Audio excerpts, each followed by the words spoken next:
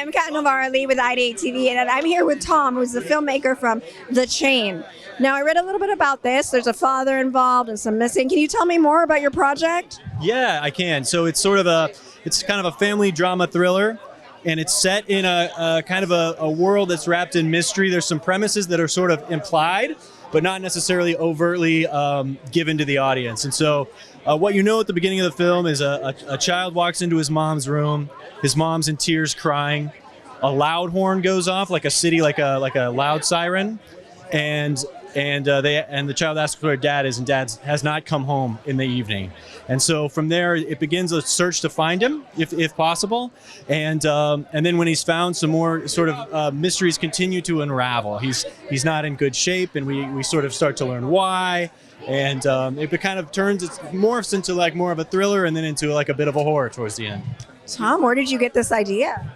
Great question. Well, I would like thinking about how the world would look if like certain supernatural elements were more endemic in society. So like if a bad example would just be like if we lived alongside vampires, or if we lived alongside werewolves, like what would that mean for regular society? How would society be built? And I sort of laid something like that, something similar to that, as the backdrop for the story. And then the family drama was just something sort of a little close to home, something I've experienced.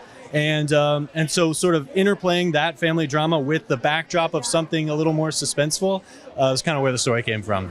Wow, and then you got it off and going. What were some of the roadblocks? Yeah, great. So I self-funded the film. I'm from the Midwest. I'm from Kansas City.